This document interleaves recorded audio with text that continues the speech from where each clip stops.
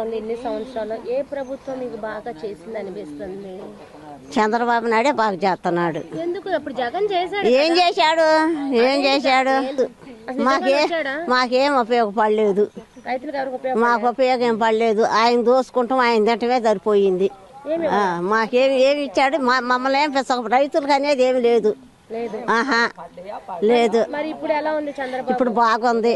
సుఖీ బాగా చేస్తానే ఉన్నాడు. అన్నం ప్రకారంగా అన్ని అమలు చేస్తానే ఉన్నాడు. అన్ని అన్నాడు. మరి ఉచిత బూసలు అన్నాడు, ఉచిత బూసలు ఇస్తున్నాడు.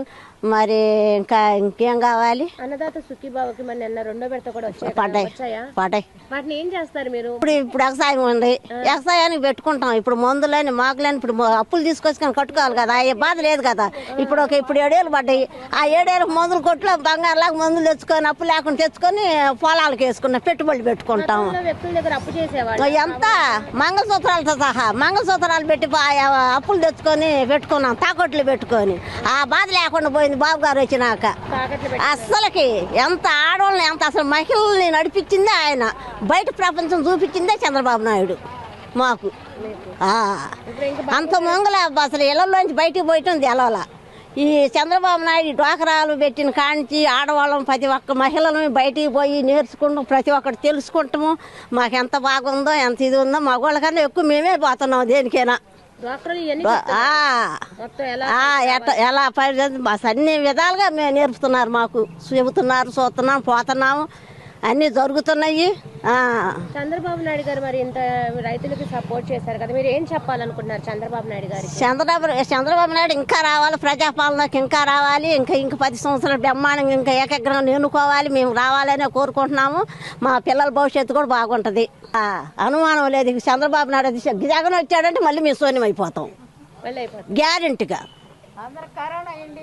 చేస్తే ఇప్పటికే అనారోగ్యం పాలయ్యాము ఇంజక్షన్ చేయించుకొని. అంటే అప్పుడు మేము పోతా ఉన్నాం భయంతో మేము కూడా చేయించుకున్నాం అనుకో. మరి ఏం చేస్తే ఎంత బాగా అన్నిటికీ ఇప్పుడు చంద్రబాబు నాయుడు అన్నిటికీ బాగా పెట్టాడు. స్త్రీల గురించి ప్రతి ఒక్క డ్వాక్రాలు ఏంది అయ్యని ఇయ్యని అన్నీ బాగా పెట్టాడు. బయటికి పోయి అప్పు రూపాయి తెచ్చుకునే పనులు తాగొట్లు పెట్టి తెచ్చుకునే ఇది లేకుండా చేశాడు. బ్యాంకీ లేనిది ఎక్కడికి పోయినా అగ్రికల్చర్ అన్ని సంబంధించిన ఆడవాళ్ళకే పెట్టాడు. ఆడవాళ్ళే మంగళ బాట ఏమంటున్నాడు, అడిగేయమంటున్నాడు ఆడవాళ్ళకి. ఆడవాళ్ళనే ఏమంటున్నాడు మంగళ. స్త్రీల మీద అంత అభిమానం చూపిస్తున్నాడు. వస్తాడు ఇక చంద్రబాబు నాయుడు ఏకగ్రహం 10 సంవత్సరాలు బ్రహ్మాండంగా. రైతులకైతే న్యాయం జరిగిందంటారు? రైతులకు కూడా ఆయన చేయాల్సిన సూపర్ 6 అన్ని వదిలిపెట్టాడు, చేశారు అన్ని. రైతు బాగుంటేనే దేశం బాగుంటది, అందరు కడుపులు నిండుతాయి, అందరూ బాగుంటారు, అందరూ సరిగ్గా తింటారు. ఇంకెవరుండో వాళ్ళగా చేయలేని కూడా చేయలేను. ఏమైంది మళ్ళీ పిచ్చెట్లు పెంచుతాయి. మళ్ళీ దాని చుట్టూ ఇప్పుడు కట్టిన క్వార్టర్స్ చుట్టూ ఆ కంపెనీల చుట్టూ కూడా మళ్ళీ పిచ్చెట్లు పెంచుతాడు, ముందేసి కూడా పెంచుతాడు వాడు. రాజధాని నాశనం అవ్వాలని రాజధాని నాశనం వాళ్ళు పిచ్చెట్లు పెంచుతాడు, బలాలేసి కూడా. బాగా మాట అంటే ఇప్పుడు మనిషి అనేవాడు ఇంట్లో కాదమ్మా, ఇబ్బందులు పడి ఎదుర్కొన్నాం కాబట్టి ఒక ఆడదానికి రక్షణ లేదు. ఇప్పుడు నువ్వు ఉన్నావు కరెక్ట్గా వెళ్ళే చాటుకు చేరుకుంటా నమ్మకం ఉంది. అలా కూడా జరిగింది, ఇవాళ లేదు. నేను ఇందాకే వాట్సాప్లో చూసి విజయవాడలో ఒక అమ్మాయి నిన్న లవ్ మ్యారేజ్ చేసుకొని బస్ స్టాండింగ్లోకి వచ్చానంటే ఆడు బంగారం నగలు అమ్మాయి దగ్గర లాక్కొని వెళ్ళిపోయాడంట.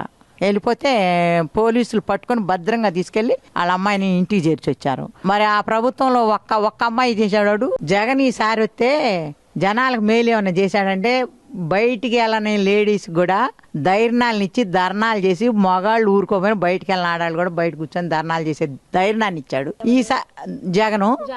జగన్ ఇచ్చాడు. ఆడు తప్పు చేయబోయి మేలు చేసింది ఏంటంటే మాకు అది. ఇవాళ రాష్ట్రం మొత్తం కూడా వచ్చారంటే రాష్ట్రం మొత్తం కూడా తరిమి కొట్టిద్దండి. ఒకవేళ అకృతంగా అన్యాయంగా గెలిస్తే తరిమి కొట్టిద్ది. గొడ్డుగారాలు పట్టుకొని కూడా ఎమ్మడి పడతాం. అసలు అందులో సమస్య లేదు. నేను పోయి ఆయన పరిపాలన అకృతంగా అట్టపోయి మా బొట్టాలమే బోగు చేసి వెళ్ళా అందరిని కారాలు తలా కిలో కారం కొట్టుకుని వెళ్ళి తరిమి కొడతాం. అది మాత్రం పక్కా.